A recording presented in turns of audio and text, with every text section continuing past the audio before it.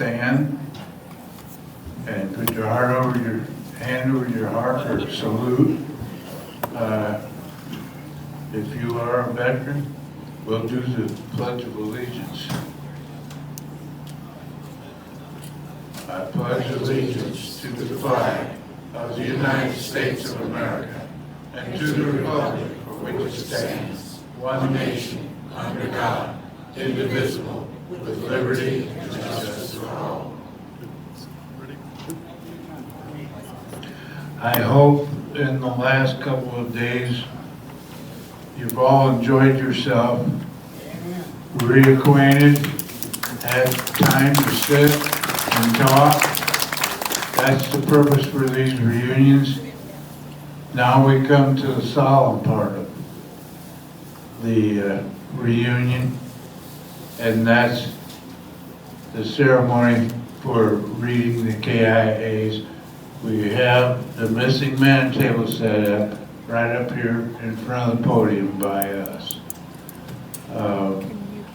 We're going to start it off with L.T. Vaxmonsky's going to read the first page of names. Sergeant William Clyde Harper. PFC James Holmes Thornton. PFC Richard Broda. PFC Ronald J. Banquet III. PFC Len E. Carr. PFC Juan Lopez Colon. PFC Thomas E. Rice. Staff Sergeant Robert C. Lilly. PFC Douglas J. Wade. PFC Lindsay F. Fonger.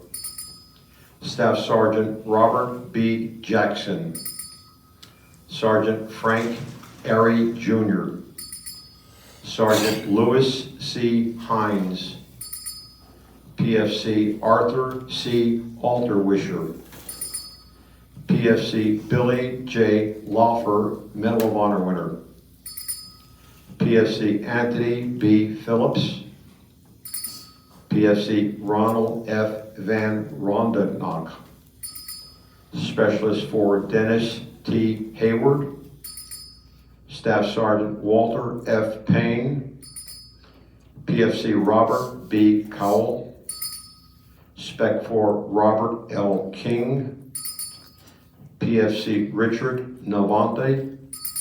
Spec for Gary A. Curtis. First Lieutenant Dana L. Gerard. Staff Sergeant John R. Crodler. Thank you, LT. And now to read the next 25 is Mel Wilkinson. I want to thank everyone that's volunteered to do things, and it's been a tremendous help for Sue and I. But these four gentlemen are doing this, and then I'm going to follow up with something else. PFC Michael Alderson. PFC Louis W. Terrell. PFC Dennis J. DeMichael. PFC Willie Baker. Specialist for Lauren A. Armlin. Specialist for Donald L. Bennett. Specialist for Joseph Garza, Jr. Specialist for Calvin A. Gracier, Jr. Specialist for Freddie Marshall, Jr. Specialist for Richard A. Rowell. Staff Sergeant Roy E. Gardner. Specialist 5, Douglas O. Manhickey. Sergeant Robert E. Schopal. Specialist 4, Guy Gardango. Excuse me. PFC James Hallsworth. Specialist 4, Freddie Robinson. Specialist for PFC Larry S. Byford. Specialist 4, Joseph Nicholson Jr. PFC Ray W. Stotler. Spec 4 Henry Fugit. Second Lieutenant Quentin D. Zambano. Specialist 5 Larry Shepard. Specialist 4 Rodolfo Cravino. PFC James R. Bateman. PFC Lawrence Scanlon. Specialist 4 Melton E. Presley. Sergeant Lucius Anderson Jr.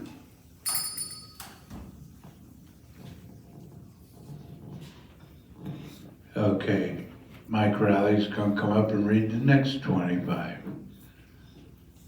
And last presenter is gonna be Danny Hansen. He had that plaque made at the back with the names of all of them engraved in granite several years ago. And we appreciate that, so he's gonna be ending up reading these names. Okay, Specialist 4 William S. Client. Private First Class George H. Gillum. Private First Class John R. Schaff. Private First Class Nicholas L. Hollingsworth. Staff Sergeant Arthur Beatty.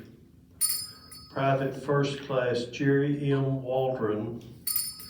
PFC Jerry Bachbrock. PFC Clarence R. Warwick. Spec 4 Robert Harrison. Sergeant Samuel J. Evans. Spec 4 Grunter Tungus. PFC Douglas J. Hahn Jr. PFC James R. King. Spec 4 Larry R. Fox.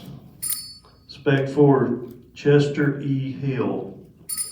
PFC Charles Fawkes Jr. Corporal Michael Doyle. Spec 4 Leon Baird. Sergeant Calvin Norman Jr. Spec 4 Mac D. Sharp. Spec 4 Melvin Lee. PFC Angelo Figueroa. Sergeant Thomas Huckabee. PFC Richard Flaginia. Spec 4 Salvatore Manio. PFC Scott F. Anderson. Sergeant James F. Hillard. And Ray Stolzer.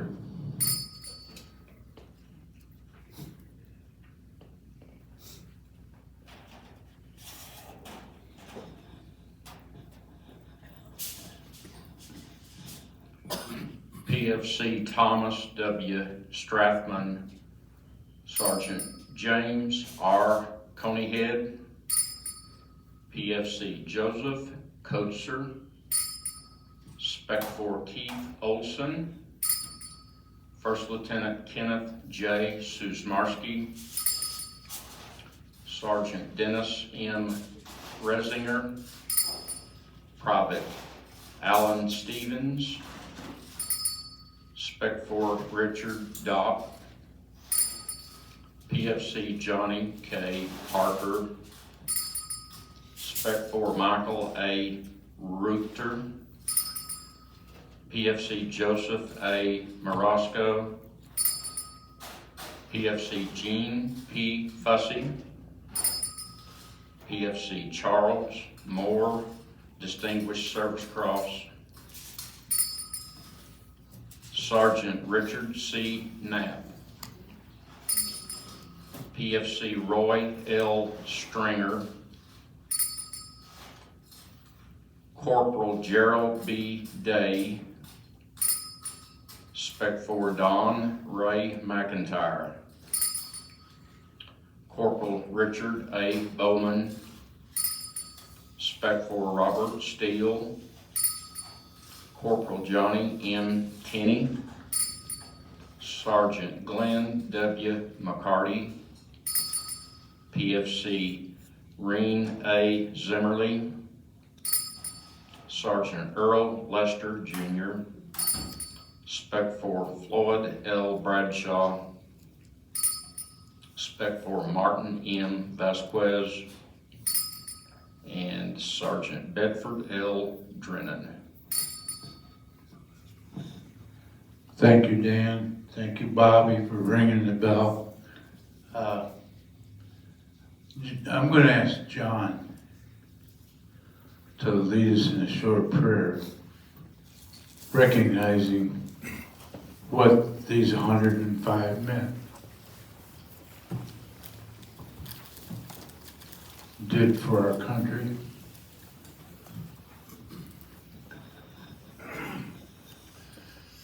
Heavenly Father, we welcome your presence here this evening as we begin this evening by paying our tribute, our honor to these heroes who gave, as President Lincoln said, the last full measure of devotion. We honor their memories. We honor their families, which are left. And we honor the memories and the legacy that they leave for this company. Be with us. Let everything that is done, said, and even thought here this evening bring you all honor and glory. In the precious name of Jesus, I pray. Amen. Thank you, John. He wasn't expecting to have to do that. But he's done a lot of things down through the years that hasn't been expected of him. Continuing on, I have another list here that I want to read. No, you don't need to ring the bell for these. These are deceased members, many of whom have their names on the banner. They're in no uncertain order, people that we are aware of that are no longer with us, that have been with us at past reunions. And these are the ones that we're aware of. I passed the list around. A few more got added today. But at the end, if there's anyone else that you know that used to come to the reunions and has passed, that I don't read their name, let us know and we'll add them to the list. But Frank Craywick, Lonnie Branch, Donnie Bullock, Billy Doc Manning, Eddie Hancock, Craig Hahn, David Gomer Carpenter, Paul Sitka, Russ Griffin, Dennis Guile, Ronnie Hayworth, Gaylord Russell, Parnell Bethune, Tim Doobie, Jim Stamford, Coosville Meyer, also known as Donald Hewitt, when he was in country, Terry Dickinson, Joel Harvey, Jim Sims, Richard Bratton, John Thunder, Darvin Brent, Dolph Carlson. If I remember right, he served us some peaches and pound cake at one of the reunions.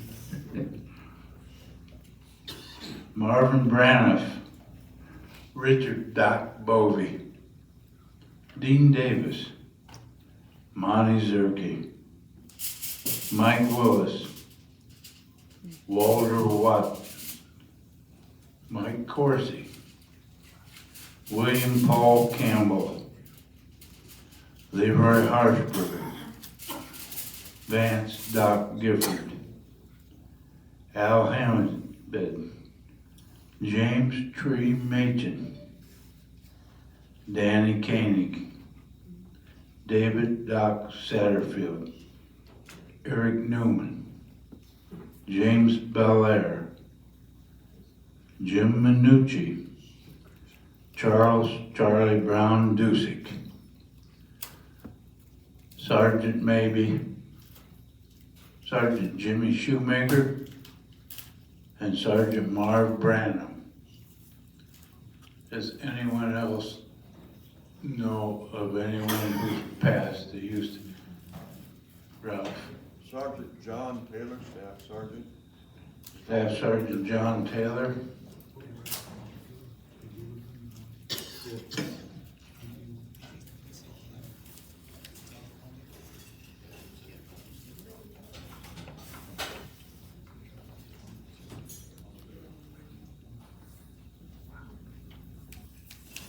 Anyone else?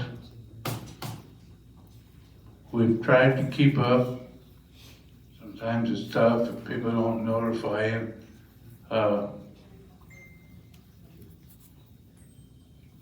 All these men have sat out there where you're at in past reunions. This is the sad part.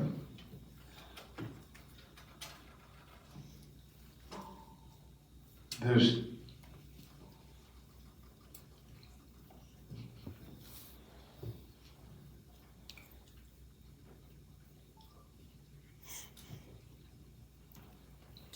is the last time officially at a reunion.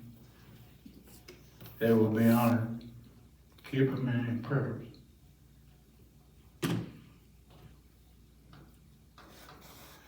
Okay. John, would you like to come up and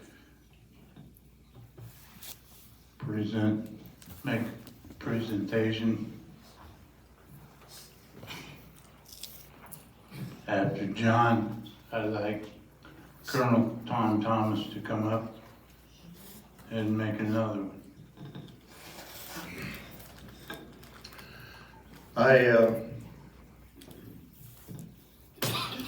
It'll take me a minute. They mentioned earlier that all the women had been given handkerchiefs so they could wipe their tears. I guess I'll use shirt sleeves.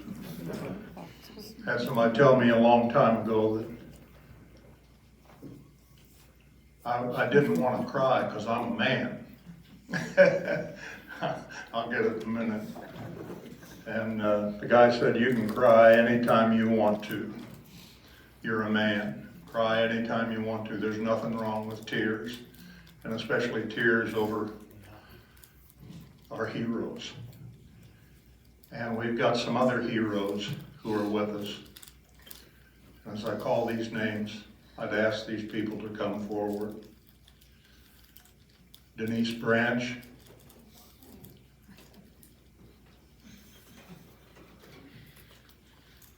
Brenda Bullock,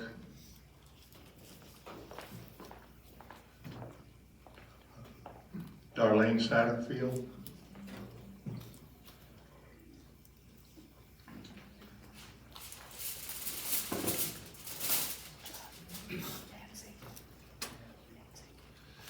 Nancy Harshberger,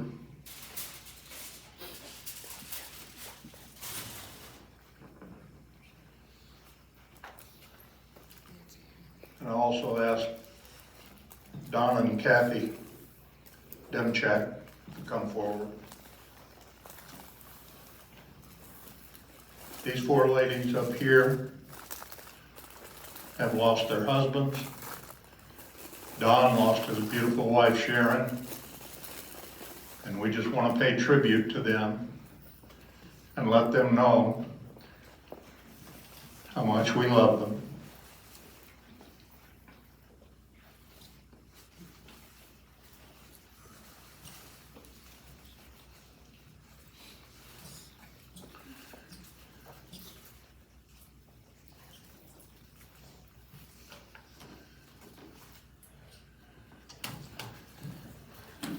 Anytime I get to hug a beautiful woman, I look forward to it. Love you, babe.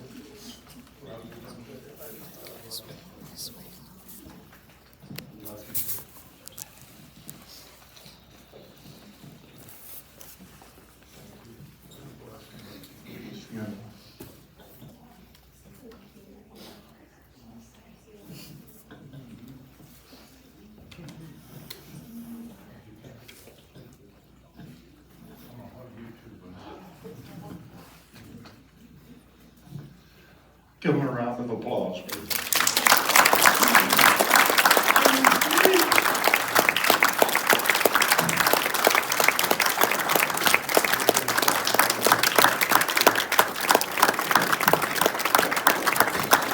This is another example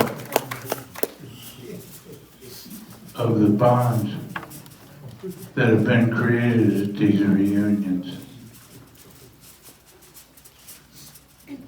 And we appreciate the ladies for all the help, continuing to come and help and visit with us. All the guys love you.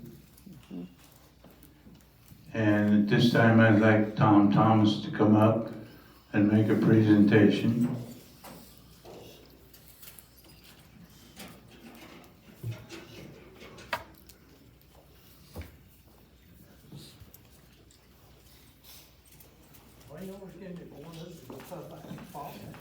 Yeah, well, we got a good guy to follow with.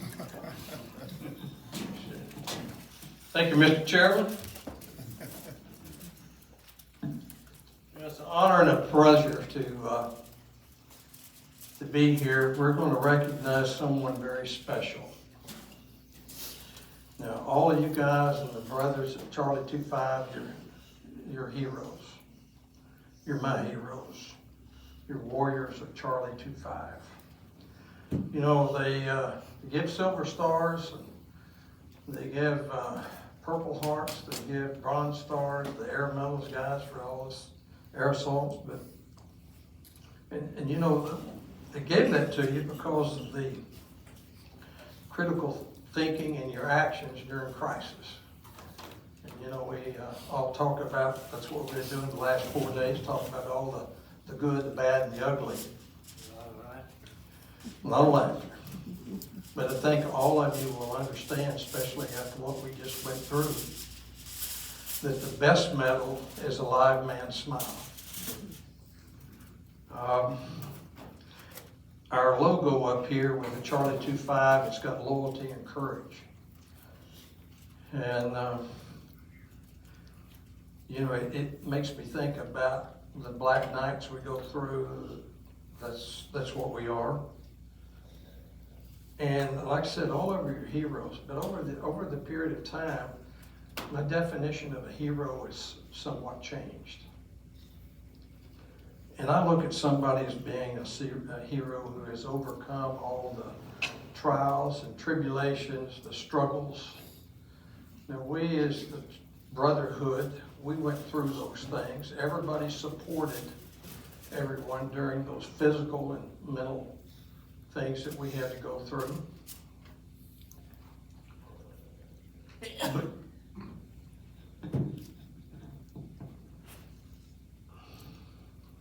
But in that process, we've got one individual that has overcome so many challenges and obstacles in his life. And in that process, he brought a true heart to the soul. And someone who had a warrior mentality during the many individual struggles that he had to go through. So at this time, John, would you and Linda escort your son Bill to the podium, please?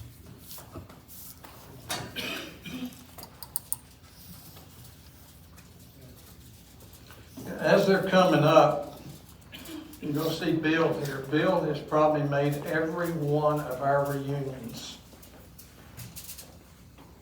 And he has often said that, you know, I've been here with my dad, I see the brothers. He said, I feel like I'm one of you people. And he is. And Bill, you are.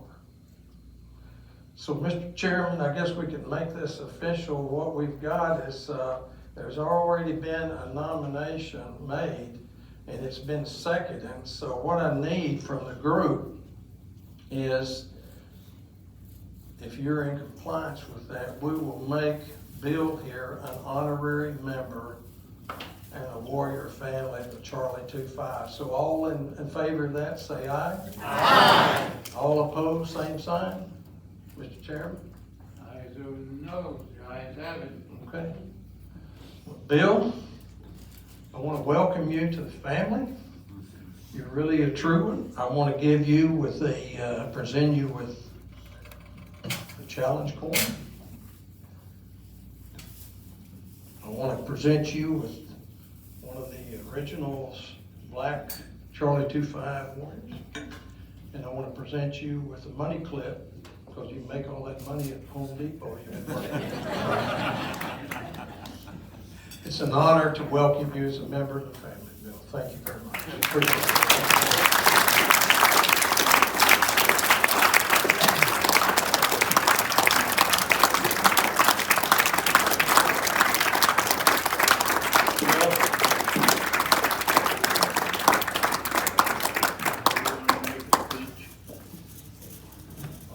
One thing I want to say to all you members who served with my dad, Gary Owen!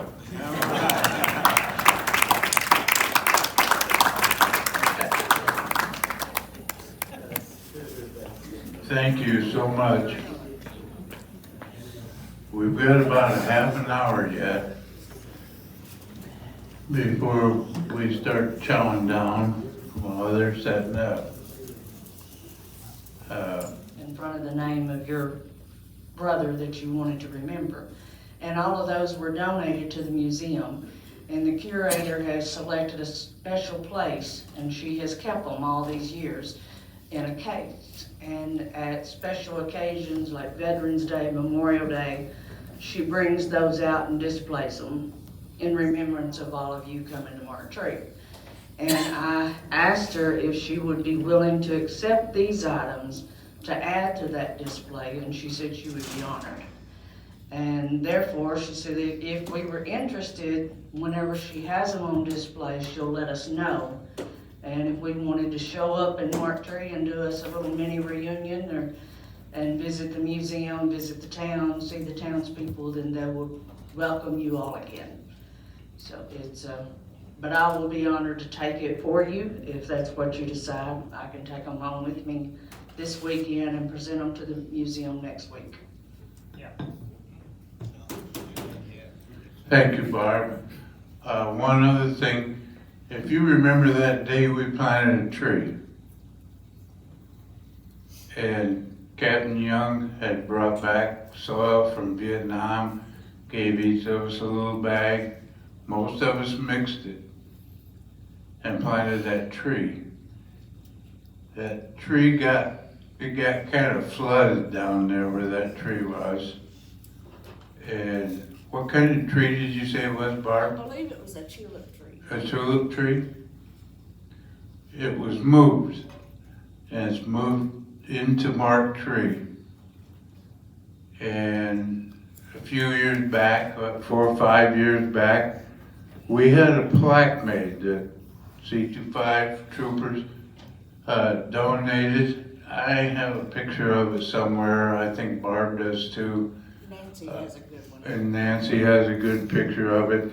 So if you're interested in that, but our tree is planted there, doing great. It looked wonderful. Now,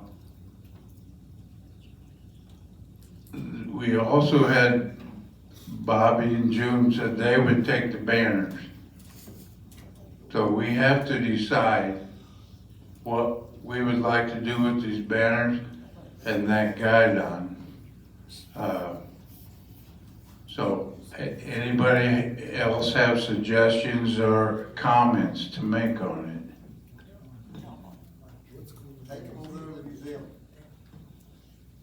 Do what? Take them to the museum. Take them to the museum. And maybe the idea of a mini reunion down there sometime would be a great idea. We were treated as well as anybody could ever be treated. That was treated like heck when we came home from Vietnam. I helped straighten that out. More tears at that one than any other reunion that I've ever been to. Does anyone object to sending the guidon and the two banners to the museum in Mark Tree where they can go on display at Special Veterans Day recognitions?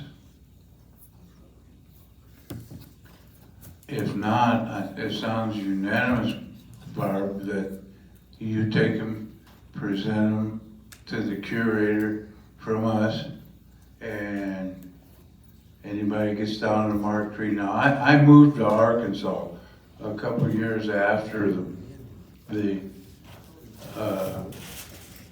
Memphis reunion. Since then, I've moved again. So I've been down there for what was it, the Stars and Stripes, Nancy? The Stars and Stripes that they had in Tyronza. Because Nancy and Leroy go every year, Paul Sitka. Some of the troopers have gone back there a few times since that reunion. But if there's no one objecting, take them and present them to them from us.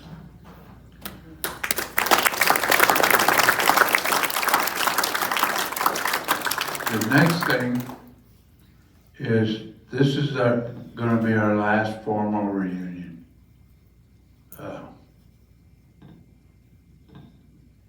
It's been a pleasure helping keep it alive.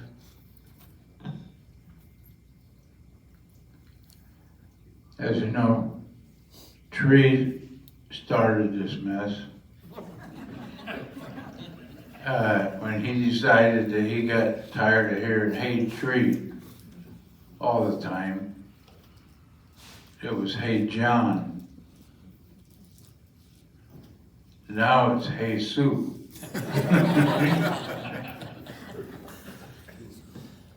Couldn't have done it without her.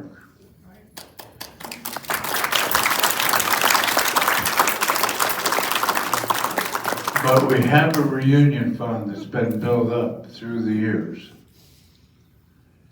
And that's the reason we didn't ask for any money for the meals tonight. We said there'll be donations. If people want to make a donation, that's fine. There's a donation jar right here on this table. Sue has it. Move it back over. We'll put it back over there. You don't have to. We are going to have some funds left after this reunion. We need to distribute those and give them to someone where they go to use for veterans. There's been a couple of suggestions.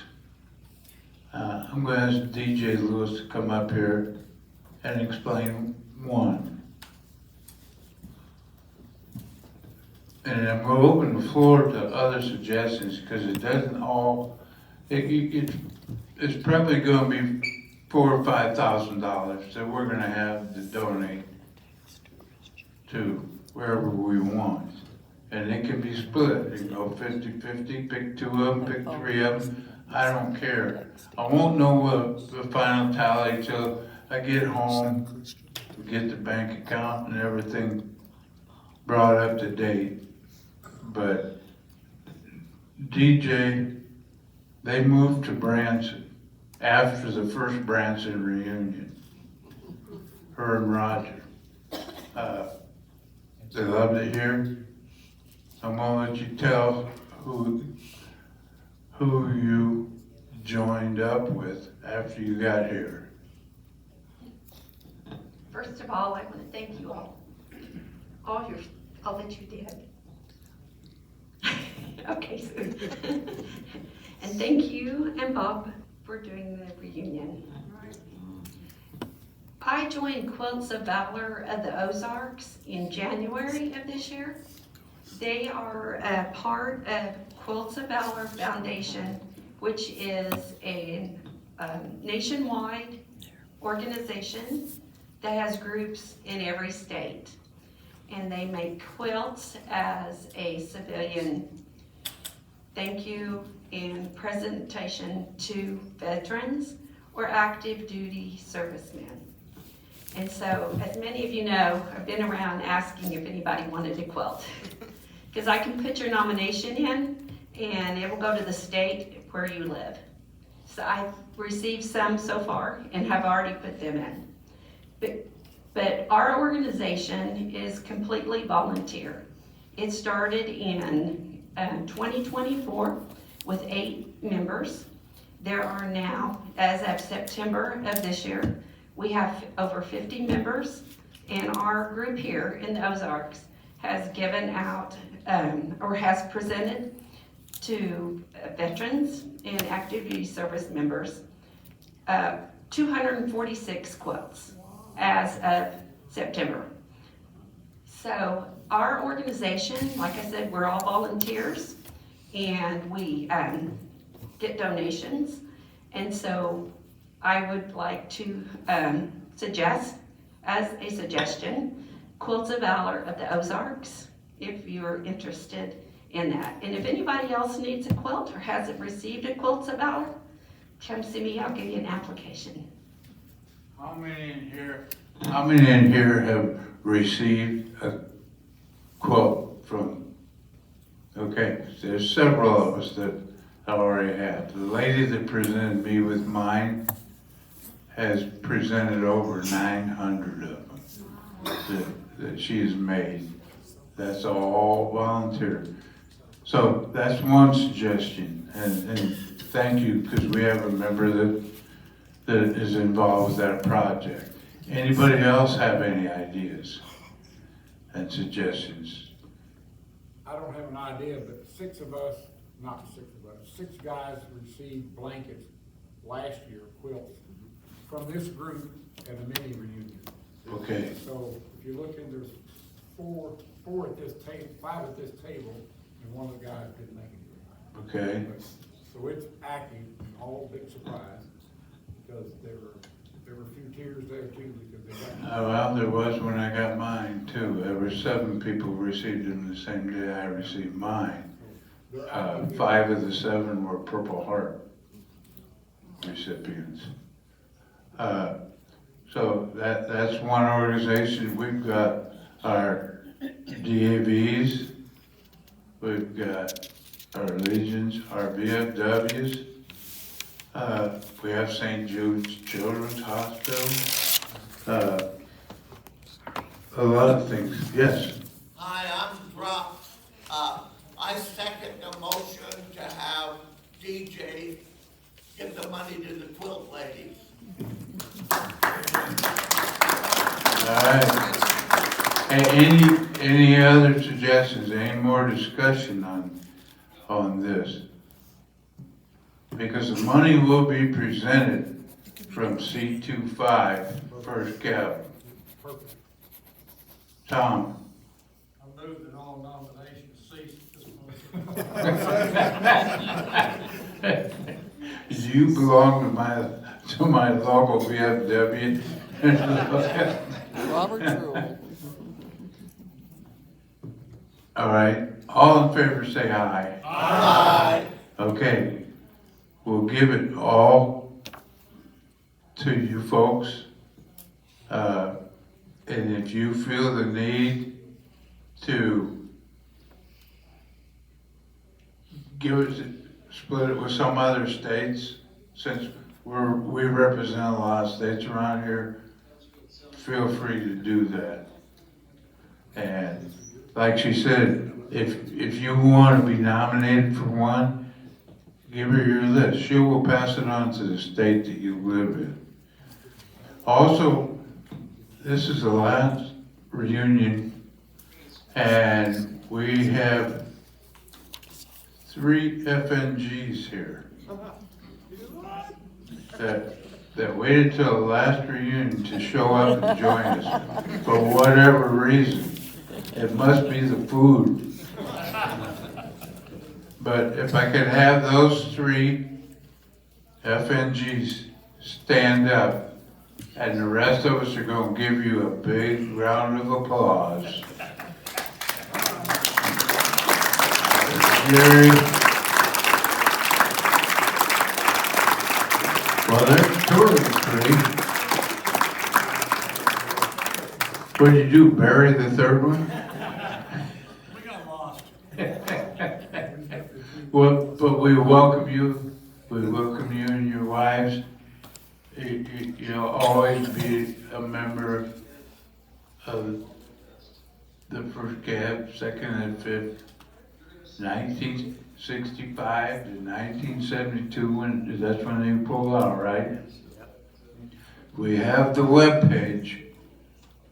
We're going to keep the webpage for a while, so that you can correspond on there, or you can ask somebody, private message them for their phone number or whatever. I heard talk of a lot of mini reunions now, and they're going to be different areas. So stay in touch. I will post, or I'll have my secretary post on the website how many dollars. I'll get your address and mail the check to you. I've got the address and stuff for Quilts of Valor of the Ozarks. I've got all their information. Okay, make sure Sue gets it, so we have that. We will do that. That being said, where somebody's phone's licking. Oh, we're trying to find one of our buddies who's not here. Track him down. Have you got it?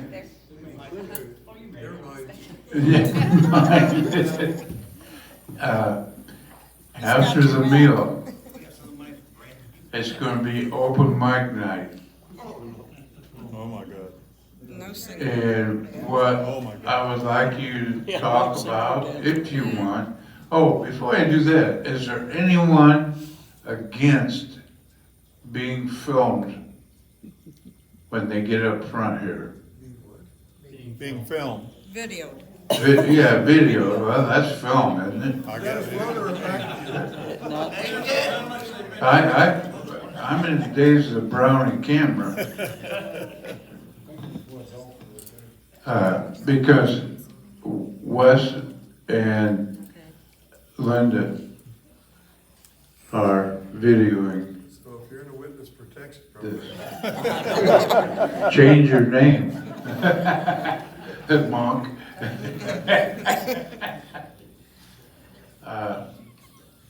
I don't know where our caterer went. They gave up. May I say something? Oh, here he comes. He's been hiding back there on the phone, haven't you? May I say something? Yes. Thank you all for your service. Thank you all for supporting Quilts of Valor.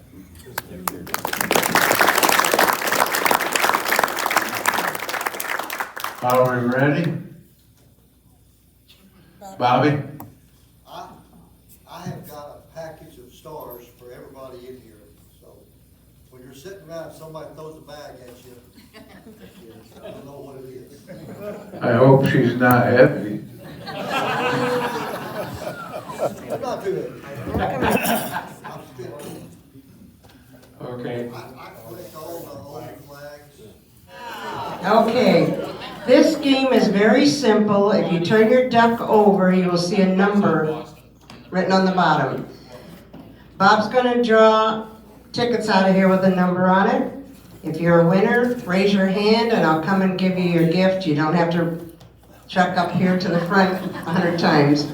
I hope you don't win 100 times, but, you know, I'm gonna let the games begin, okay? First one is 21.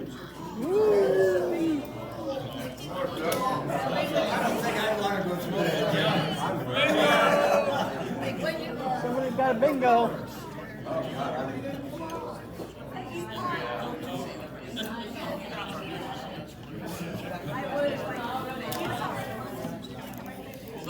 And there are more tickets in here than ducks given out, so if we draw a blank, nobody has the duck, we'll draw another one. Keep going.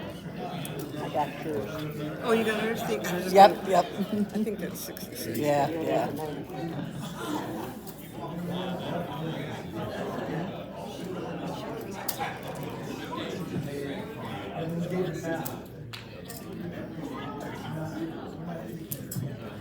$24.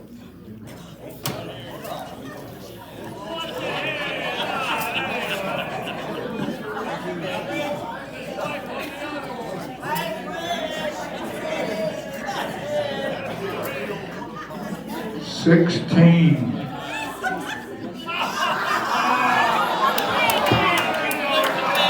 What's the deal? Everything is one table. I thought you were pulling them out of both boxes. You want to just bring the whole box over here?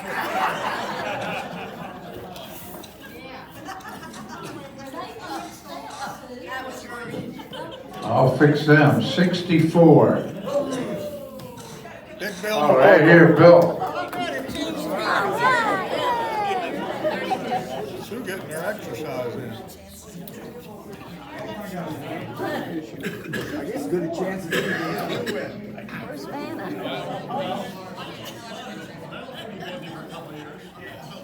Okay, do you like Wendy's or McDonald's the best? Wendy's or McDonald's? Probably the Wendy's is fine. There you go.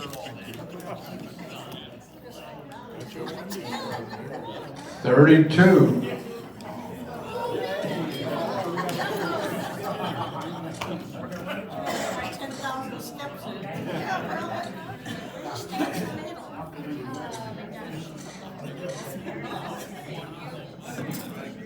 $52. 52 line here, 53, 52, I'm gonna get too many, 52.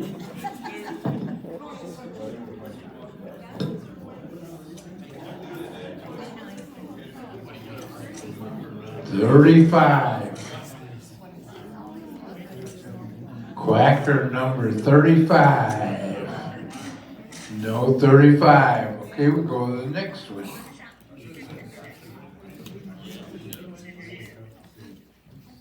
$86.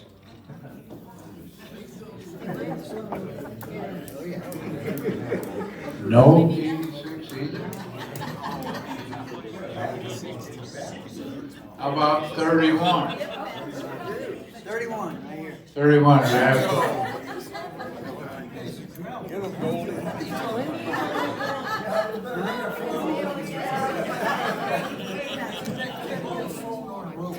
$11.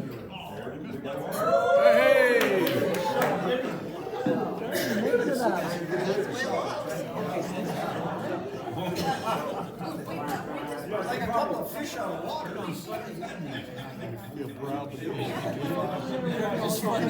71. Bingo.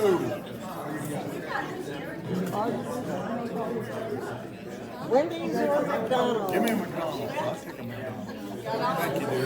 50. Number 50.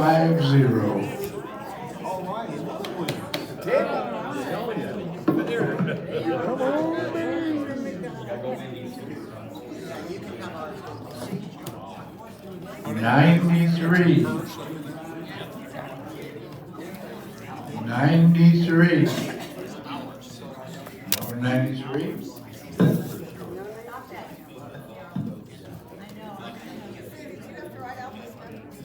Huh? 47. 47.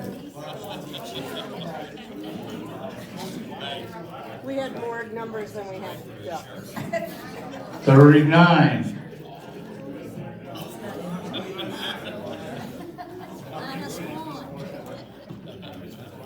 45.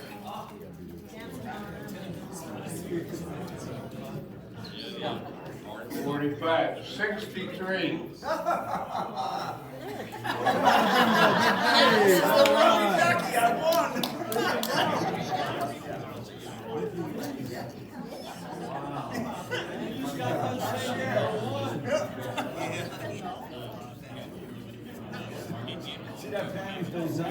Seventeen. Over there. How many do we have left?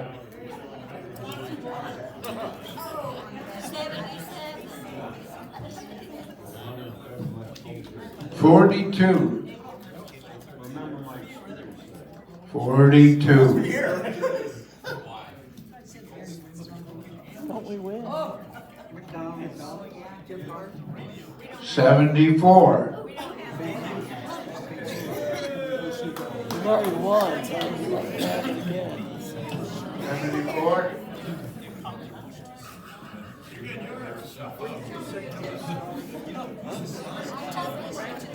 94.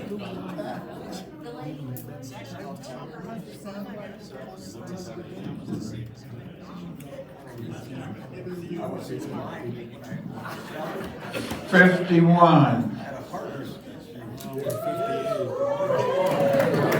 Darlene. All right.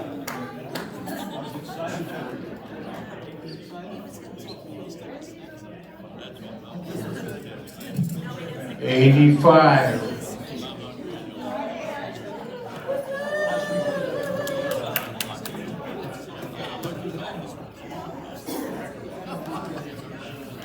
'We need more numbers? 36. Number 36. Say 4-6? Huh? Talking to Mike, 4-6 with you? 36. That's between. And 37. Number 58.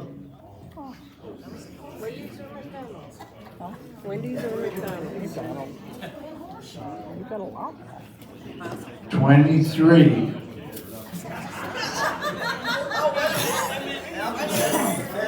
23. Should have made it squeak 'em.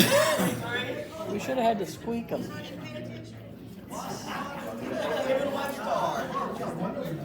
No, it don't squeak. No. Number 2. Oh! Jim? Oh, but it's over there. Number 2. We all three won one. Well, I was excited for you too. Now I'm depressed.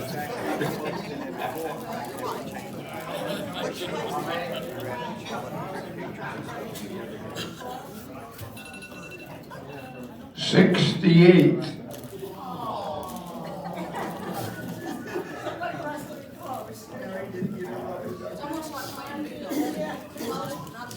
57.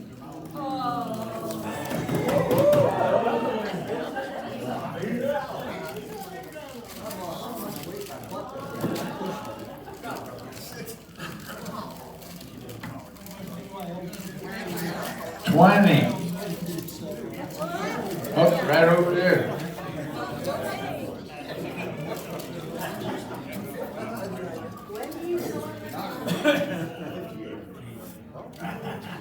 Lucky number 13. Holy smokes. You guys can have a party. One more? 2 more. 19.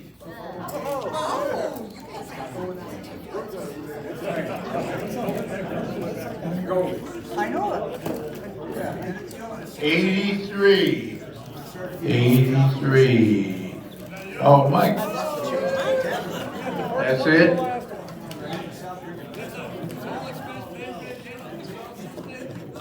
Enjoy the ducks. Put them on the dashboard of your Jeep. All right. Now that we got that done, we're going to go into another part of the program. And that's where the guest speakers are going to be you.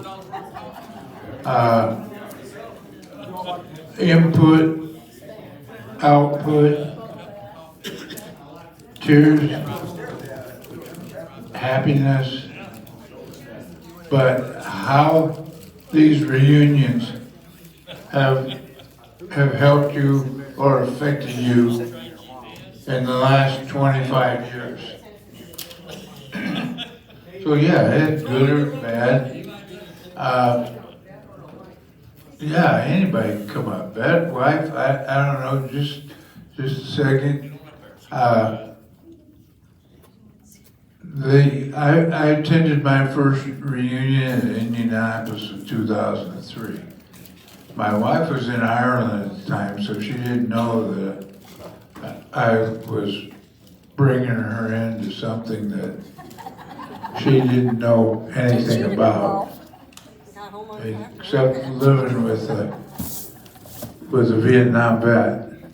These reunions, to me, being able to sit down with each and every one of you that served before me and after me and with me, have been a joy.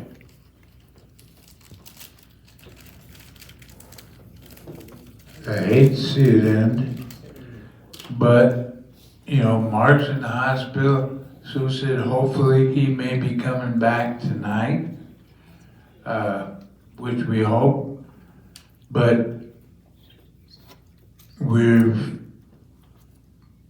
all having problems physically.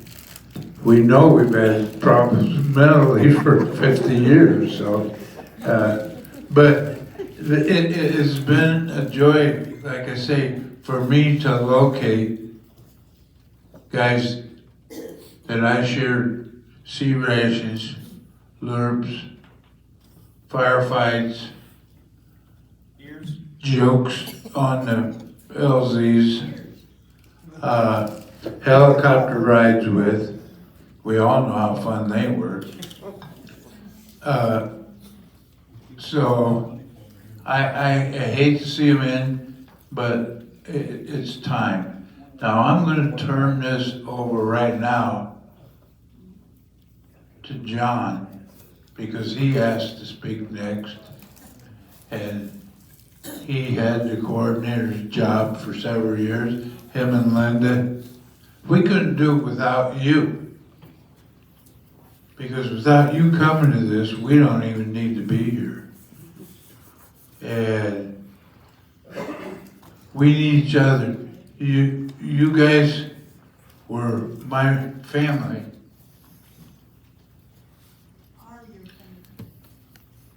Always will be. In Vietnam, and I'm glad that I got to meet some of my brothers again after I came home. John, give him heck. Well, I think Bob has pretty well said it all, so I think I'll just sing a couple songs for you. Wow. Where's your other Being five brothers? Being a preacher, I always like to keep my audience riveted, so I start off with a little humor. There was a little 12-year-old girl had to go on an airplane all by herself. Good Christian young girl. She took her Bible with her. And she's sitting in her seat, she's reading her Bible, and the gentleman next to her says, "Excuse me, little girl, I see that's the Bible you're reading. Are you a Christian?" She said, "Yes, ma'am. Yes, sir, I am. I gave my life to the Lord 3 years ago. I'm going to serve him for the rest of my life." He said, "Well, I'm an atheist." And she said, "Well, I'll be praying for you." And he said, "You believe everything in that Bible is true?" She said, "Yes, sir. Every word of it's the Word of God." He said, "Well, I don't know about that." He said, What about that story of Jonah getting swallowed by the whale?" And she says, "Well, actually, it says he was swallowed by a great fish. It doesn't say whale, it says great fish." He says, "Well, that's what I mean. How in the world could a human being survive 3 days and nights in the belly of a fish?" And the girl says, "Well, tell you the truth, I don't know. But when I get to heaven, I'll ask Jonah." And the guy looks at her real smug and says, "What if Jonah's not in heaven? What if he's in hell?" She said, "Well, then you can ask him."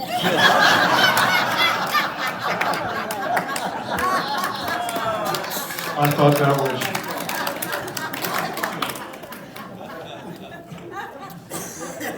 I tell you what, hearing that laughter is one of my favorite parts of reunions. Getting together with people every 2 years or however often we did it. And we shared laughter. We shared tears over the people that no longer able to be with us.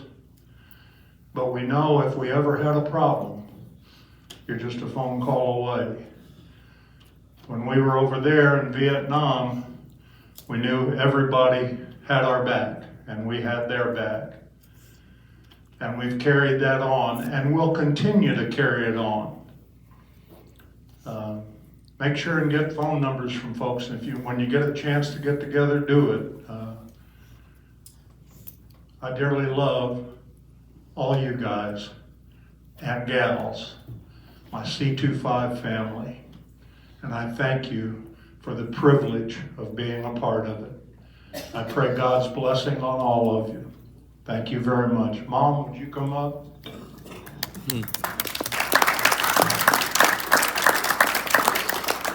I don't talk very long because my legs won't let me. But your mouth works.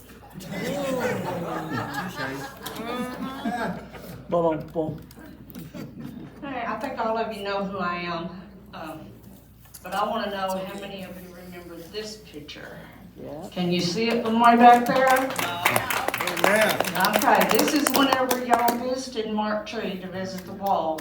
You came through Toronto riding on school buses, and these young people were standing on the overpass waving the flag. That was your official welcome home from Vietnam, just a few years late. And my first reunion was this Memphis meeting, but I want to give you a little bit of history about it. My husband Danny and I, and some of you remember Danny, he told me in 2006, he said, I'd like to bring the Vietnam Wall to Mark Tree in honor of my friend Teddy. Teddy Talley was the first KIA from our county, and he was a dear friend of Danny's. So we spoke to his mother about it, and she was honored and wanted us to do it. And we did the application, we raised the money, did fundraisers. The town of Mark Tree didn't believe us. They said, it ain't gonna happen. You're not gonna bring the wall to Mark Tree. Okay. So we did fundraisers and we raised the money and we got the application submitted and took care of all that. And then in January of 2008, Tree said, well, it was earlier, but he said he was looking for a place to have the have the reunion for that year. And then he decided, well, I wonder where the Wall That Heals is this year. So he checked the website. It was Mark Tree. That's the place. My name's Tree. We going to Mark Tree. So he called and talked to the mayor, and the mayor said, I don't know anything about it. You'll have to talk to Danny Adams. So he called Danny. Danny said, I don't know. My wife takes care of all that. Tree said by this time he's thinking, okay, this is not going to be quite as simple as I thought. But he called me, told me what he wanted to do. Sure, let's do it. So from that time on, I was either on the phone or emailing John or Doc Gifford or Tree 2-3 times a week. We worked together for 9 months, making the plans, putting it all together. Everything Tree asked me about, I said, we'll do it, somehow or another, we'll get it done. And same way with John, whatever he requested, we worked it out, we got it done. And I was amazed at how the people of Mark Tree came together. Because like I said, at first, they were skeptical. They thought this is not gonna happen. But when I told them that First Cab was coming, and they wanted to have their reunion in Memphis, and they wanted to visit the wall, they thought, you know, this is a good thing. This is something we need to get on board with. And so there, we didn't have any problem. Everything fell into place.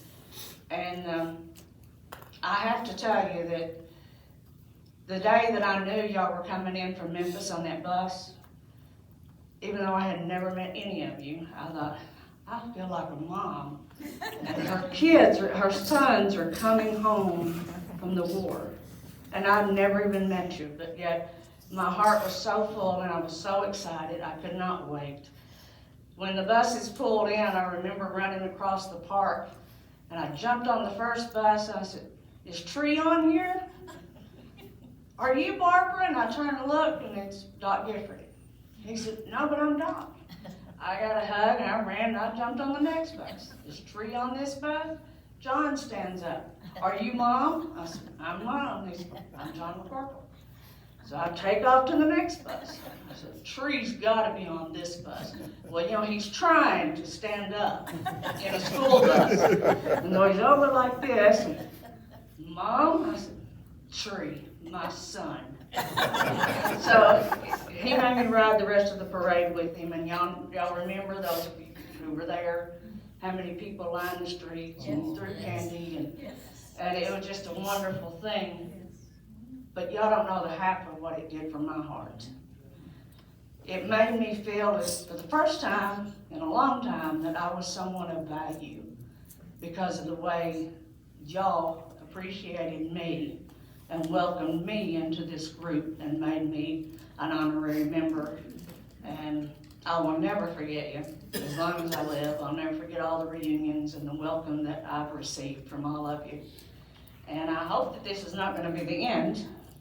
I hope that we can be in touch, and I hope that maybe we can have the little mini reunions and we can all get together again. And like I said a while ago about the museum, when she gets everything set up, I'll go by and make a picture and post it on the Facebook so you can see how the display looks. And it kind of come across to me, I was talking to Tom Thomas just now, and if you have a little mini reunion and you want the guidon, how did I say it? Guidon, I always say it wrong. Let me know, I'm sure I can go and borrow it and mail it to you to use for your little reunion, and you can mail it back to me and I'll give it to the museum.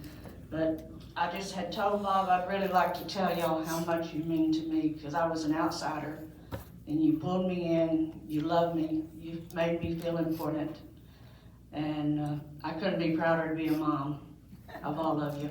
Thank you very much.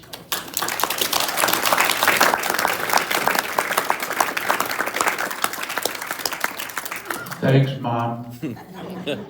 When Sue and I moved to Arkansas, she would come up and I would introduce her to the neighbors. This is my mom. Well, she's only about 20 years younger than me, but Joe, you had your hand up earlier. You want to come on up and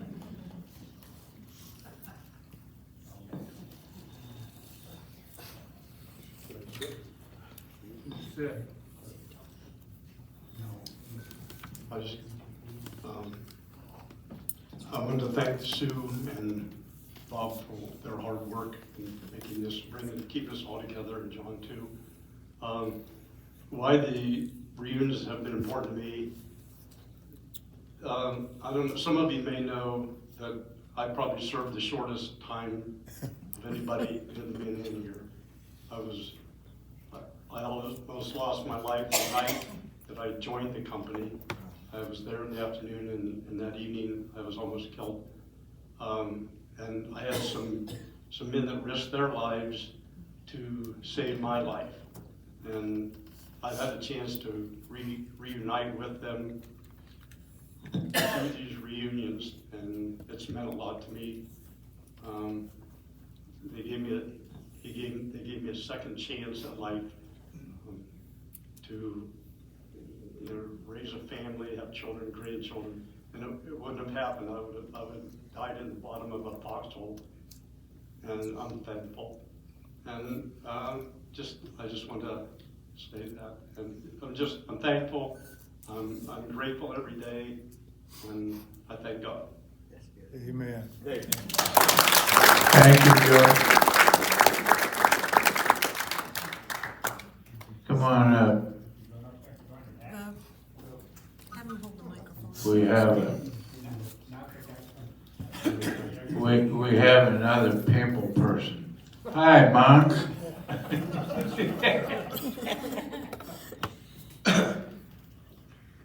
I was gonna start this off with a joke too, but I see we're in mixed company.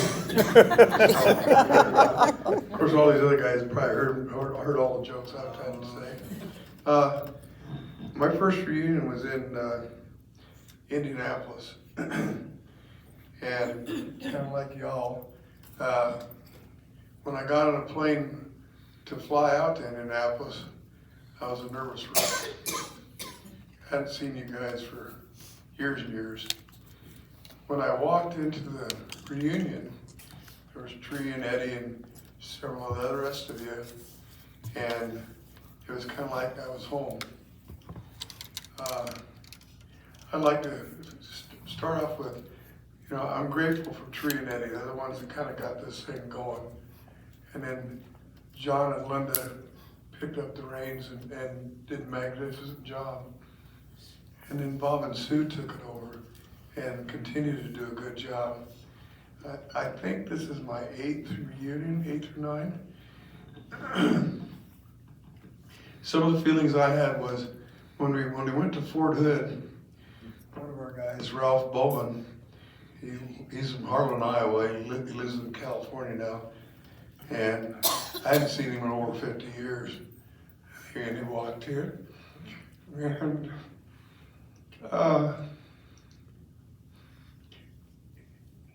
I've told my wife, I said, I have family, but they're not as close to me as you guys are. They don't understand where we were at or what we did. And I gotta tell you a real quick story. My wife Kim has a sister named Wendy, and she's just a sweetheart, total sweetheart.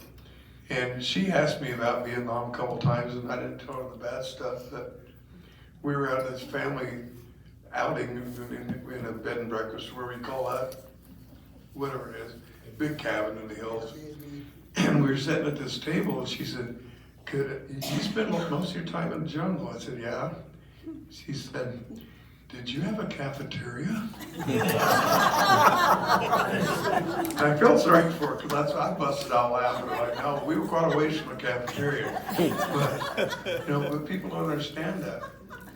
And I think over the years, there's a few people that I wish could have been here tonight. A lot of the guys over the years that I contacted that were in my squad didn't want anything to do with it. You have to understand, their choices and their wishes.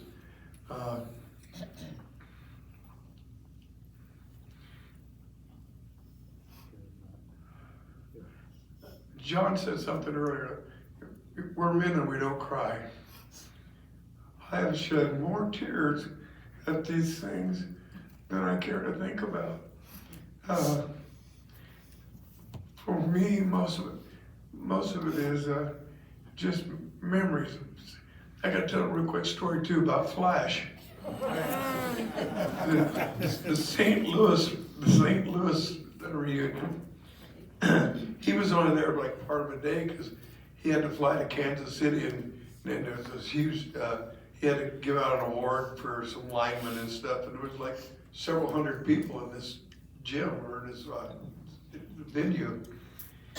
And before he left, and I'll clean this up, Flash. Before he left, he said, Now, I spent most of the day with you fellers. He said, now I gotta go to Kansas City and get up and give this big award to a bunch of linemen. He said, and I'm trying to figure out how I'm gonna say it. I can't get up and say, oh, George, he was the best effing lineman you ever had. Mother effer. Anyway, sorry, Flash. But I'll be forever grateful for all you guys. It didn't matter if we served in 65 or 72. And for you FNGs, I really feel sad that you didn't come to another one before this. We're really glad that you're here, you know. Hopefully you can make some contacts for when this is over to keep in contact with you guys. So anyway, thanks for letting me talk.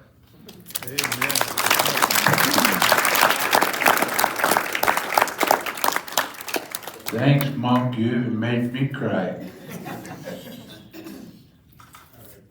Cowboy? You want me to take the microphone to him? No, he's coming up. He's got a motorized vehicle. He was an MPC driver over there.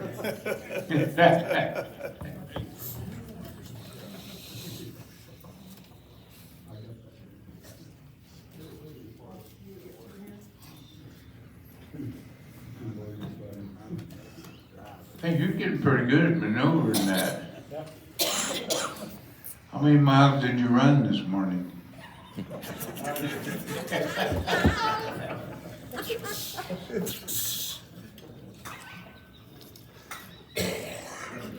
Well, a lot of you guys know me.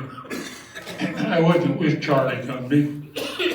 In 2008, Tree made an offer to all the medics to be able to come to you guys.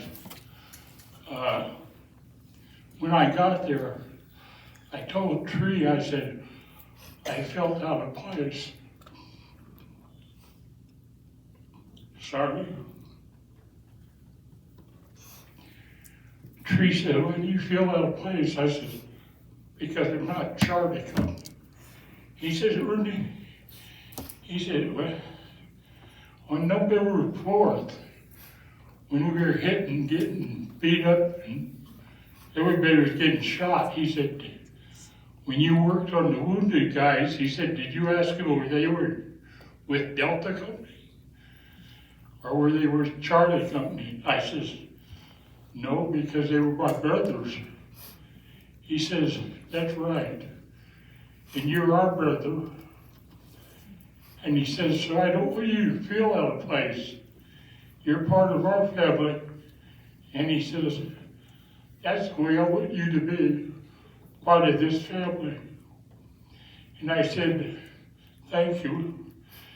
And I have to say, you guys have all made me part of this family.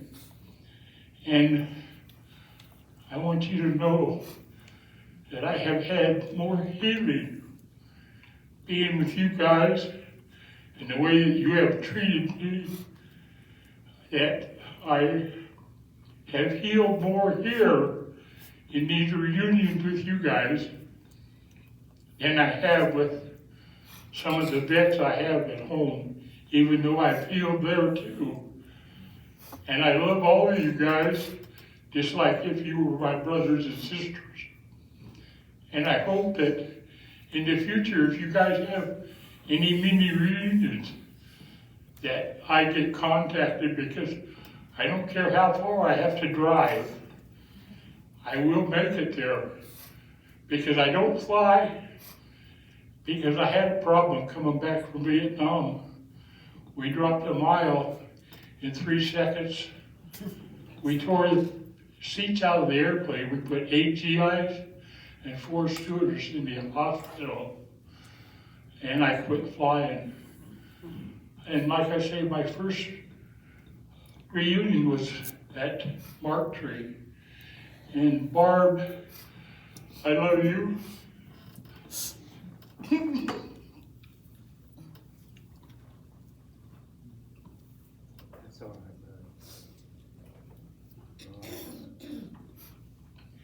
when we got to Marktree, I met Vance. Vance is the one that found me. He sent me a letter and said, we've been looking for you for a long time. The only thing we knew you by was cowboy. And one medic had got a picture of me and had wrote my name on the back of the picture. And they found me, and Vance sent me a letter saying, if this is cowboy that served in Vietnam, call me. And he gave me his phone number. That's how I met all of you guys. And I love all of you. And like John said, God bless all of you. And thank you for letting me be part of this stuff.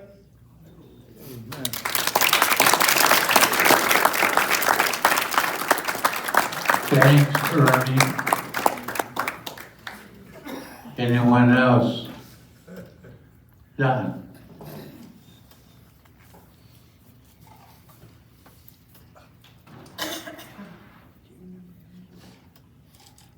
Sue Rose, when we were planning this reunion, she said, who are you gonna get for a speaker? I said, everybody. She didn't know what I was talking about at that time. Well, the Memphis Marquetry reunion was the first one I made. Well, I didn't even know there was reunions. And one day I was on a computer and I just typed my name in. And there I was in this locator page. And the first one on top of the list was Tree. So of course I got him on the phone and, you know, I talked to him and so he says, oh, we're having a reunion. And it was, well, the day that it started was September 29th. I says, that was mine and Sharon's 35th wedding anniversary. So I just, you know, we signed up, we went to the reunion. And then like a week later, Tree sends me a note saying, the 10th grade civic club, they want to be pen pals with the veterans in Charlie 25. So here, Chandler was her name, and I didn't know Chandler was a girl's name. and she wrote me a letter, and I sent it back, and hey, you seem like a pretty nice guy, and all this. and she tells me, she says, excuse me, I'm a girl. So we went to the reunion. Sharon didn't have a clue what we did in Vietnam, had no idea. And, you know, she just knew that, you know, I was always having problems sleeping and everything like that. And so when we came to the reunion, some of the ladies here that were with their husbands, they had these meetings separately from the guys. And we were going back home, and she says, God, I never knew what you guys went through. And because, you know, up until then, you know, my life was around my church, my job, and my family. And all of a sudden, I had 107 brothers in Memphis. And here, you know, went through some very trying times over there. And it took my coaching doctors, you know, to cope with the incidents. Because a lot of times I went through living hell over there. And all I could do is getting together with the brothers in arms just made me feel like I was really wanted. And I thank you all. And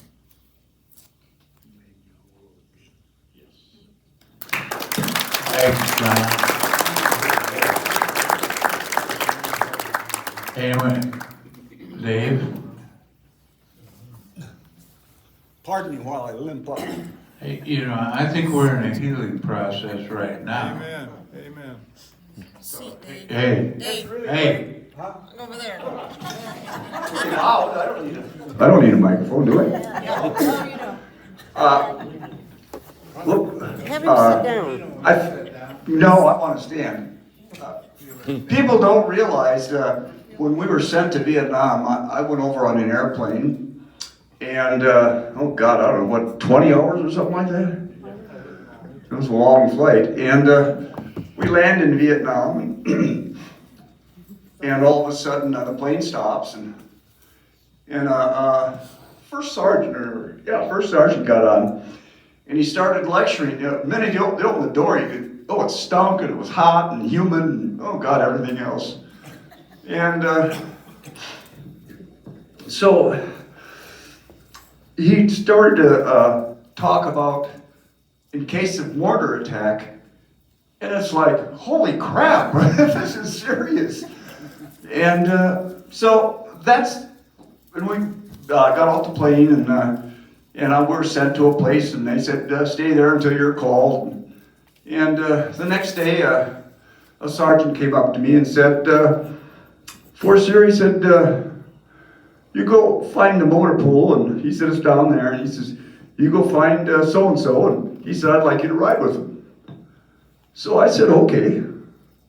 No gun, no nothing, just riding in that deuce nav. And he said, do you smoke? And I said, oh yeah, I smoke cigarettes. And when I grew up, I never smelled marijuana. I drank beer, but no marijuana. And when I said yes, he said, oh, okay. He reaches under the seat, and he pulls out a joint, and he hands it to me. And for $100 million, I couldn't tell you what I did the rest of the day.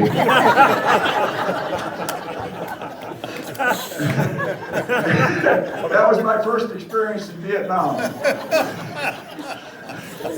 And getting back to seriousness, Bob found me for Memphis, did you not? Yes.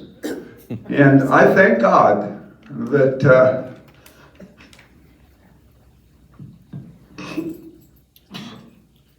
I had a chance to meet everybody and be with you. And I want to thank you. God bless.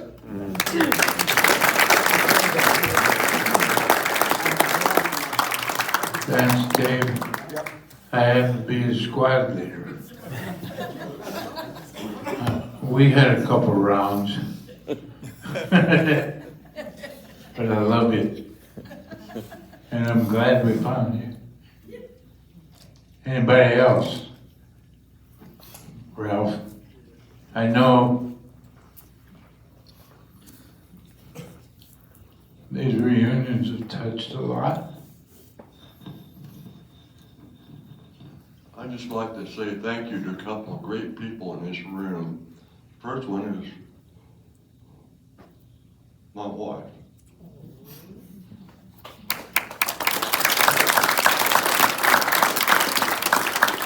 She has stood beside me from the day one. I don't know how she stuck around with me. I was hard to live with, but thank God she did. And Was? Huh? Did you say was? She's the best thing to She's been with me the last 2 nights. Oh, really? You didn't tell me that. But thank you, Mike, I appreciate it. The second person, sitting right back there, in a pink shirt, Lieutenant Karaoke. Thank you, sir. Real short story, years ago, we lived in Solana, Kansas. I'm out in the garage working in my workshop one morning, 7 o'clock in the morning, and the phone rings. And I answer the phone and I heard this strange voice on the other side. It says, is this Ralph Duffy? I said, yes, sir, it is. He said, was you in Vietnam? And I'm thinking, what kind of scam is this? And I said, yes, sir. He said, did you carry the M60? He said, who is this? I didn't say who, I said, who blank is this? And he says, Lieutenant Rudy Karaoke. You remember me? And I went, oh my God. He's the first man that talked me into coming to a reunion in St. Louis. The first man. I never even thought about it before. I didn't want to think about it the rest of my life. but thanks to him, I made it, and I've enjoyed it ever since, and I've enjoyed a lot of my buddies here in my same squad. We are real true brothers. Thank you, Lieutenant. Thank you, Ralph. Anyone else? Al, do you wanna go talk? Sure. Uh-oh. Twist his arm. Twist his arm. You're in trouble now.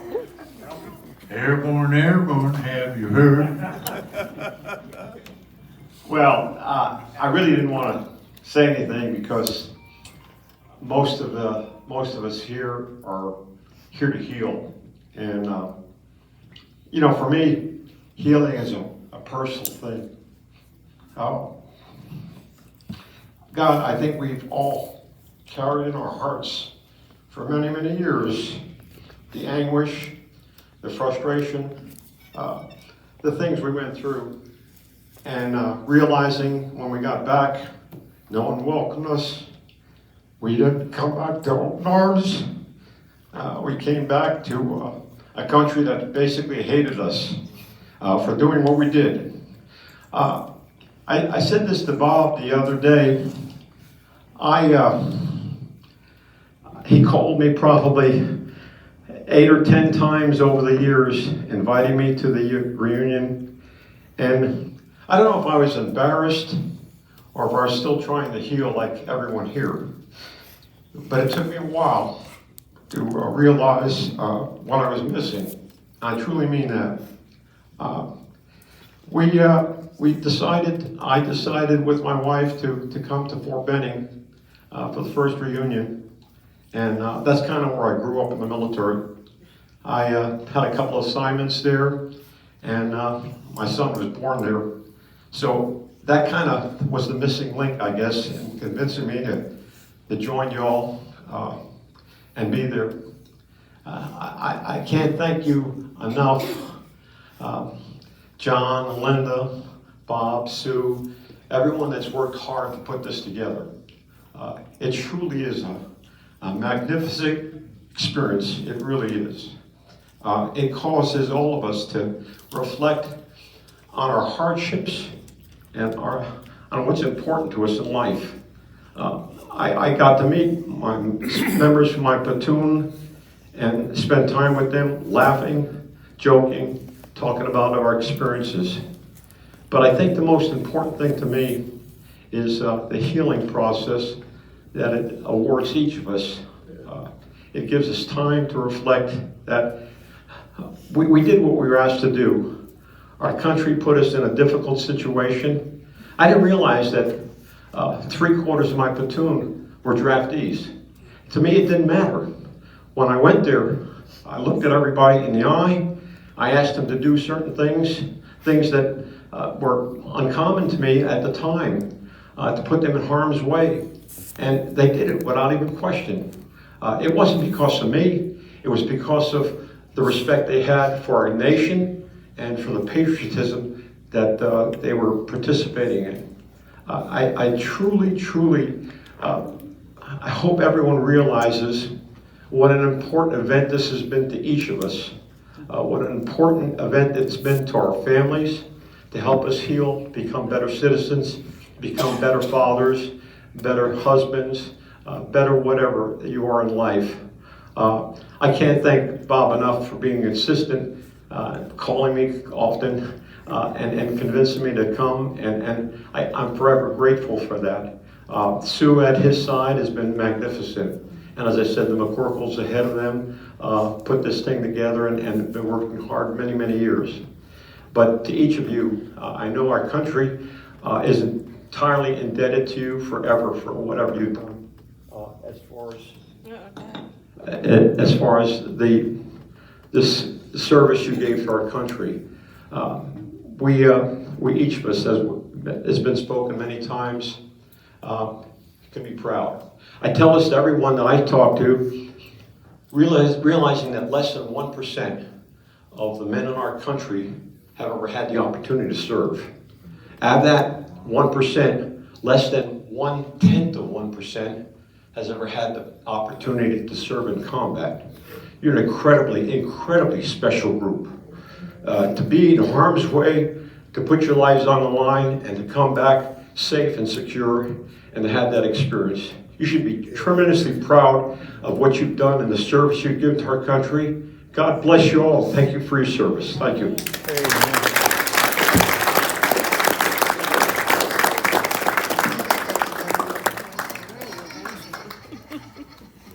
Thank you. He ordered me around a lot. Anyone else have anything they'd like to say?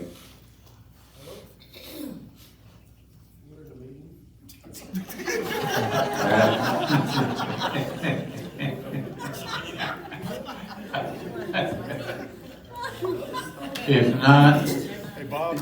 Dave. Bob. No. Wait a minute. Dave. I have on captures, I'm not gonna use this.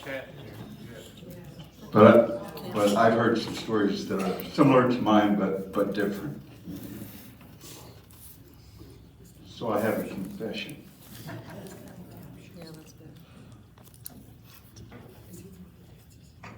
I was dating a girl before I went to Vietnam.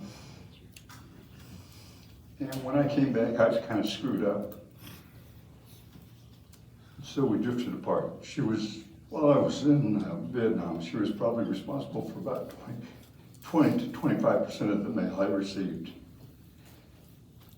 And anyway, she's right over there. We drifted apart. We married different people. Her husband died in 2007. My wife died in 2014. And we sort of got back together. And I've heard about these draftees. And one of the things, and this is the confession, she said, when we did come back together, you lied to me. And I said, I guess. And she said, you told me you were drafted. I said, well, my card says RA, I'm a draftee. You had a high number. You were not drafted.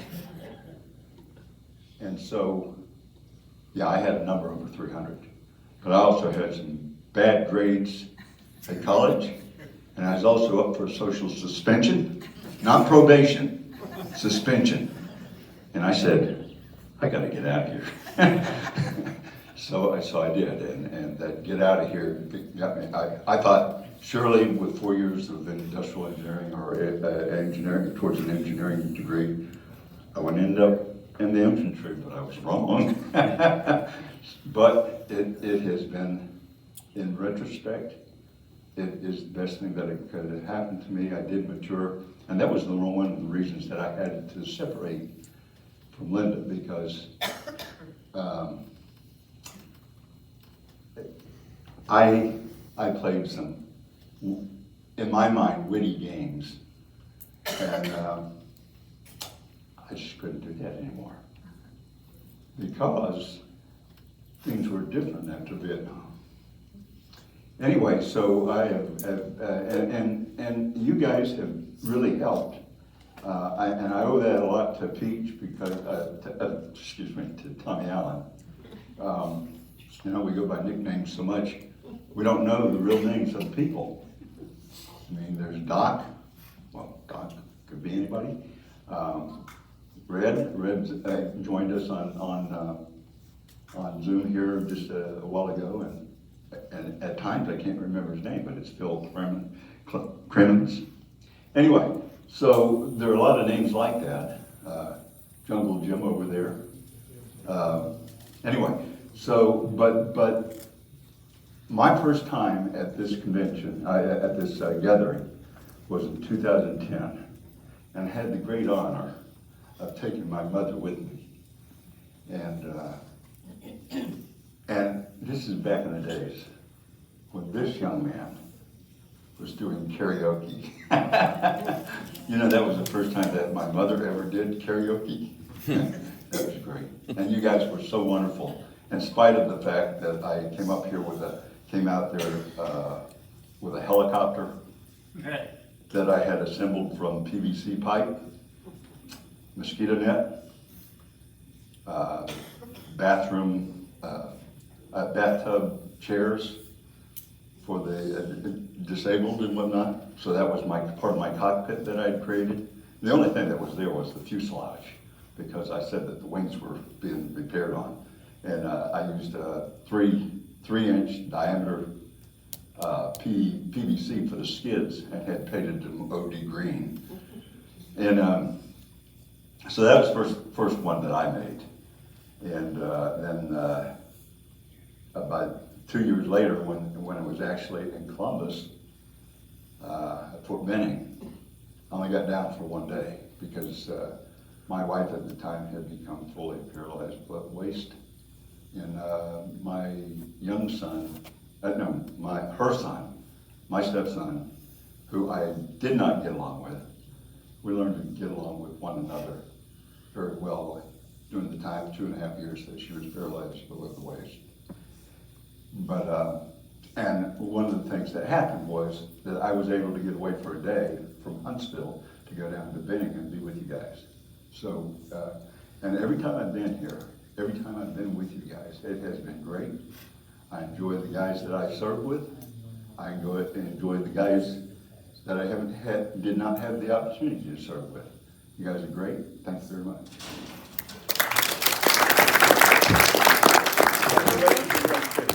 Thanks, Dave. So, but wait a minute. There's something I'm trying to get straight.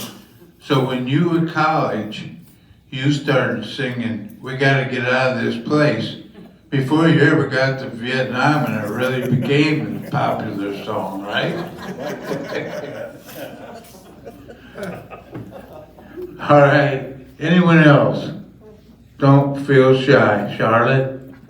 I was wondering if I'd hear from another lady. I'm just very emotional, so bear with me, but I just want to thank y'all for including the wives. I've heard it said a lot of times that, and my husband, you put up with a lot. And in a sense we do. It's a give and take either way, a compromise when it's a marriage, but you guys have put up with a lot. I know Eddie has from me, because how could we understand what you went through? How could we understand it? And these reunions have been such a wonderful opportunity for us not only to meet wonderful people, but to try to understand you a little bit better. And I'm shaking like a leaf and real emotional, but I'd like to leave you with this Dolly song. Oh, so sweet memories. Well, that's all I am taking with me. It's not goodbye, just so long.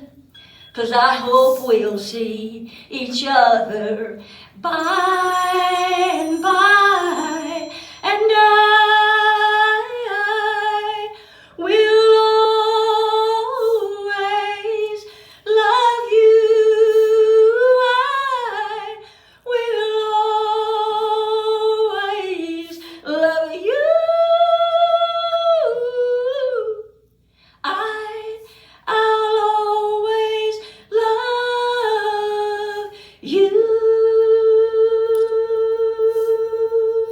I'll always love you. God bless you all. I thank you, sir. Thank you, Charlotte.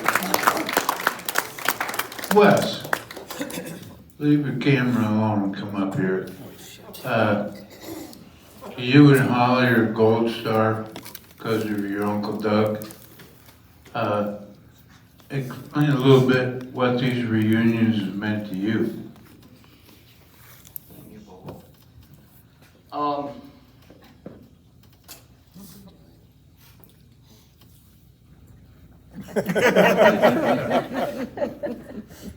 I could talk all day about you guys. I think of you guys in some form or fashion every day.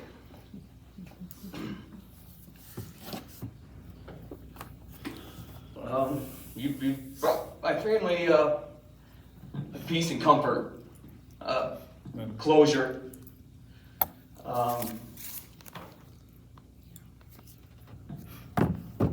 After Doug was killed in 1968. So, you know, I'll ever thank you guys for the handshakes, the hugs, the kind words. You know, I'll never forget it. You guys have been great to my family, and you know, to include the guys that Doug served with, and then I got lifelong friends here, you know, that I keep in contact with.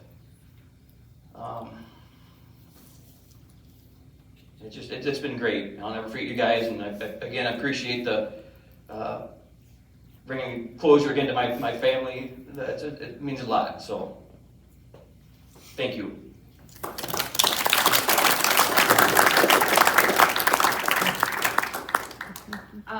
I don't know if I'm gonna get through this without crying, but a little about our story. So Doug, as our uncle, Doug was killed in '68.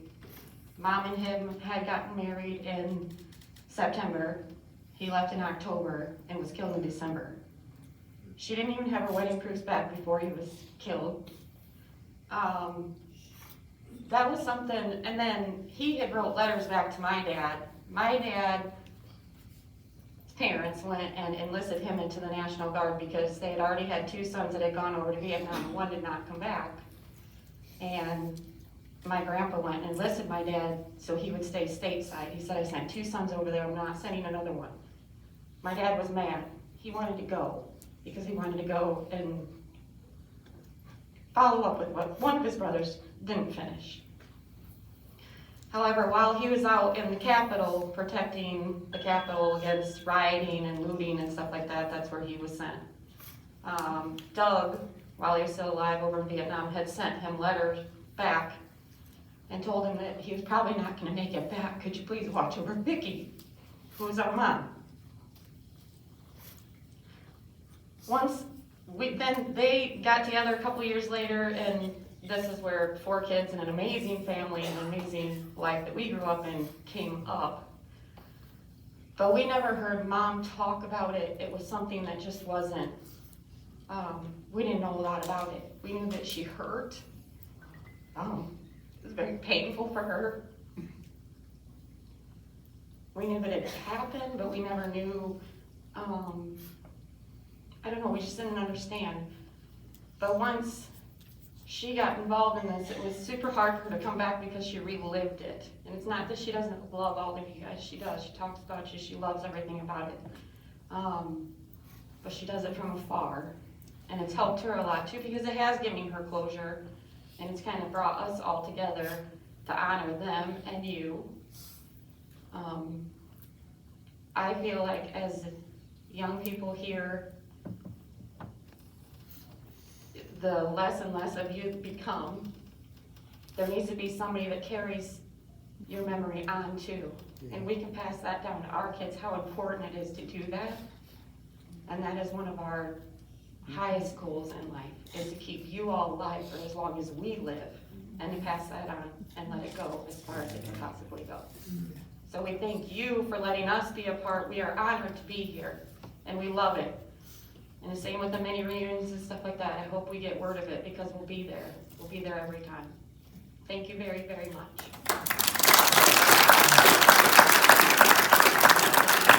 Thanks, Holly, and the rest. Anyone else? John?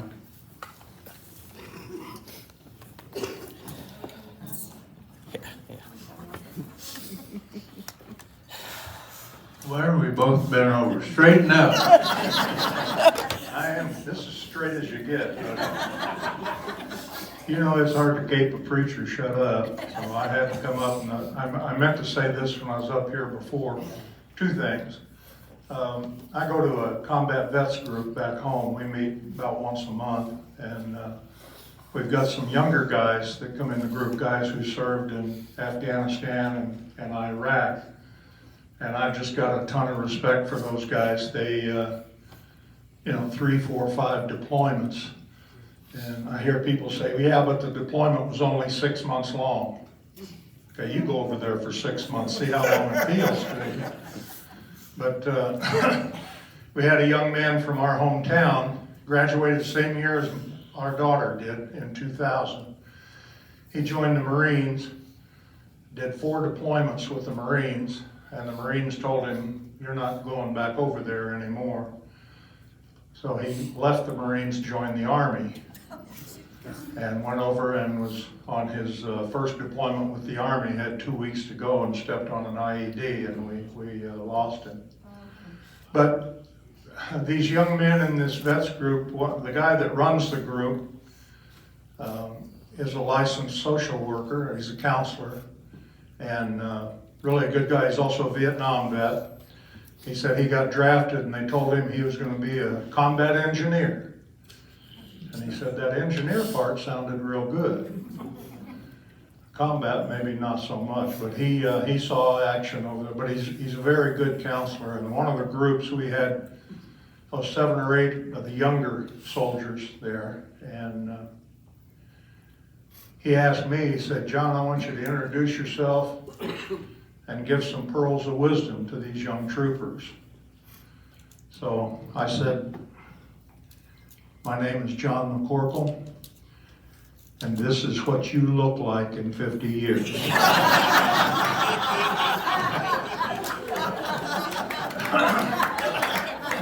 And they all got up and left the room. Well, they stayed there, but we had a good time. Man, you just don't want it to end, but it's got to. And I'll leave you all with the words I usually leave people with. As a born-again Christian, I know that when I take my last breath, I'm going to be standing face to face with my Savior Jesus and get a big bear hug. And if I don't see you all before that, I'll see you up in the New Jerusalem. I'll be easy to find. I'm the bald-headed guy in the noisy section. God bless you. Thank you, John.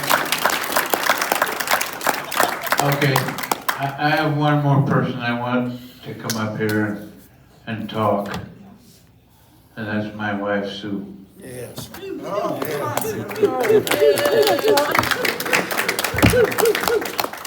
You could talk, everybody else has. So cry a little bit. He's mean. I'm crying listening to all these wonderful stories, and I'm shaky like Charlotte. You can't imagine. The fingers are going like this. I gotta hold them down. But this man has been a saint and a devil.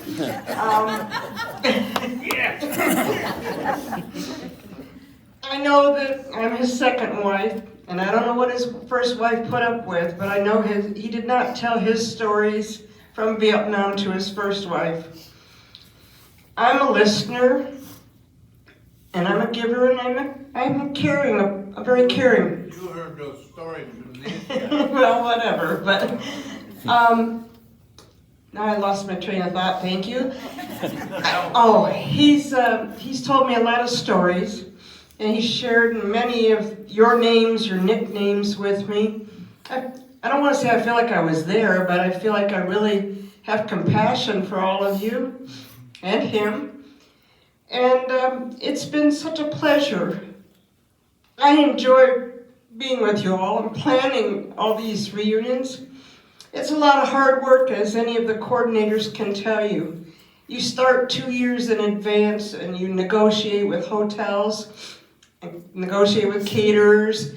A lot of hotels will not allow you to bring in drinks, snacks.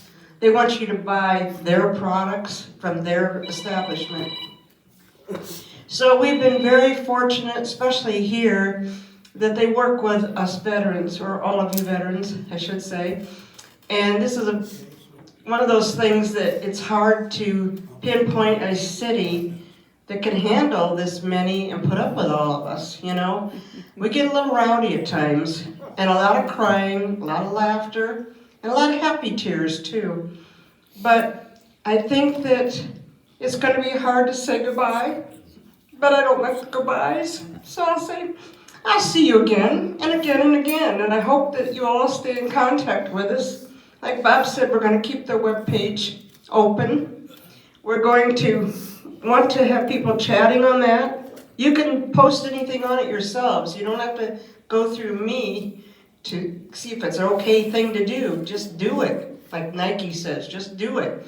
Nobody's gonna stop you unless you get a little belligerent and vulgar in your language. Other than that, anything goes. And on that note, anything goes with us, and I'm not going to go into a song and dance routine like Dave Dunlap does. I don't have my tap shoes on. But I just want you to know that we're going to be there for all of you, and if you have any thoughts, any questions, if you want to do any of these, need any emails, I'm your guy, not him. And we will be glad to help you any way we can if you want to have some mini reunions and give you some pointers, suggestions. So please, contact us too. Whether it's email, text, phone calls, we don't care.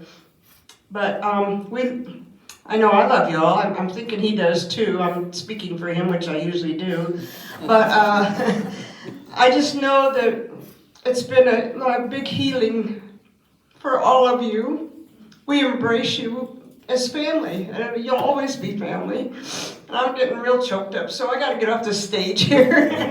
And I'm gonna hand it over to him, okay? Good night, Gracie.